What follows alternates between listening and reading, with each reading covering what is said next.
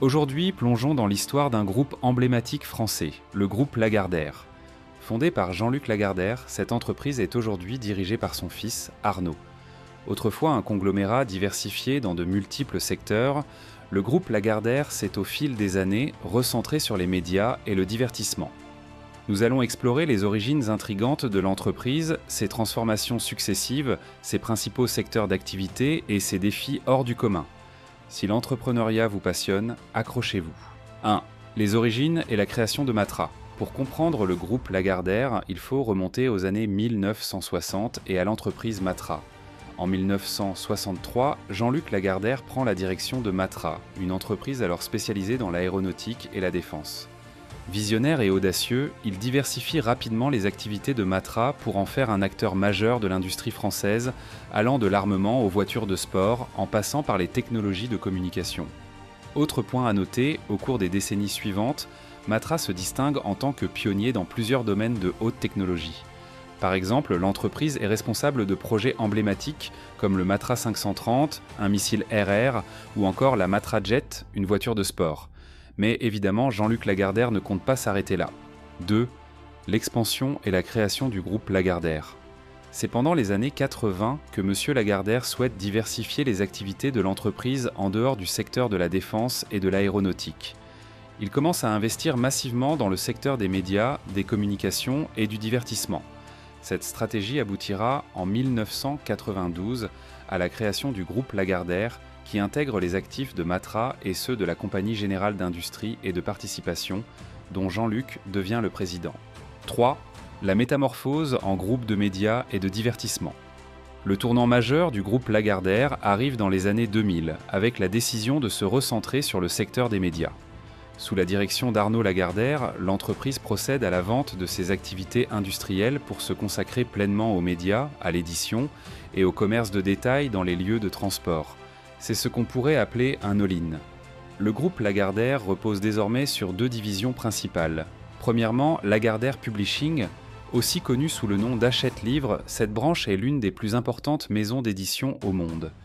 Elle publie des ouvrages dans différents genres, littérature générale, livres éducatifs, ouvrages pour la jeunesse, etc.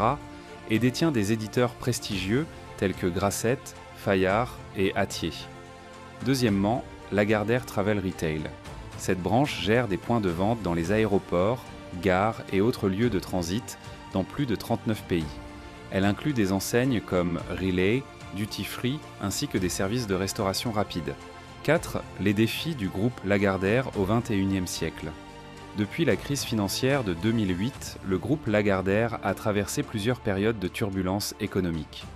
La montée en puissance du numérique et l'évolution des habitudes de consommation impactent fortement le secteur de l'édition, tandis que la pandémie de 2020 a frappé de plein fouet Lagardère Travel Retail fortement dépendant du trafic aérien international.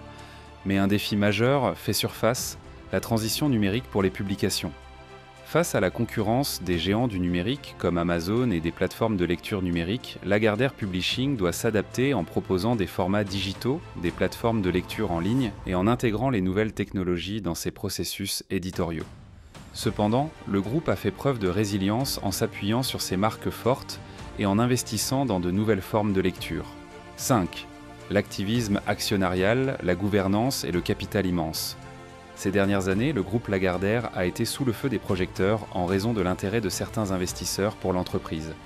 Arnaud a dû faire face à la pression de plusieurs actionnaires activistes, notamment le groupe de médias Vivendi, dirigé par Vincent Bolloré, et le fonds d'investissement Amber Capital.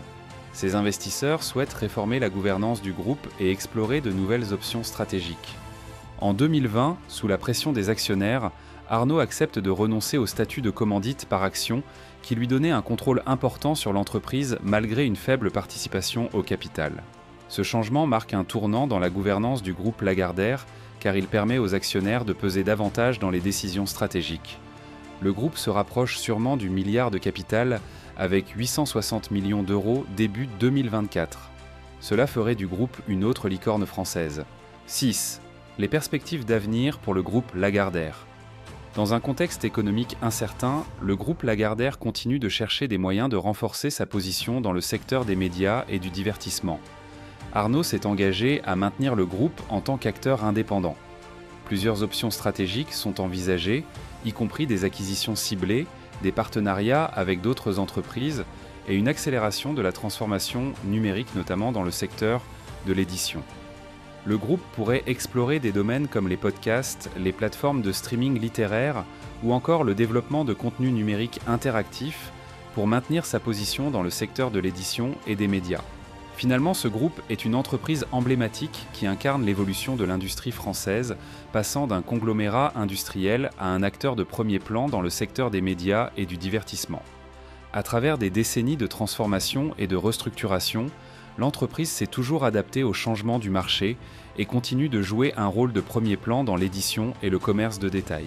Les défis auxquels fait face le groupe, notamment la pression des actionnaires et les bouleversements numériques, détermineront l'avenir de cette entreprise familiale dans les années à venir.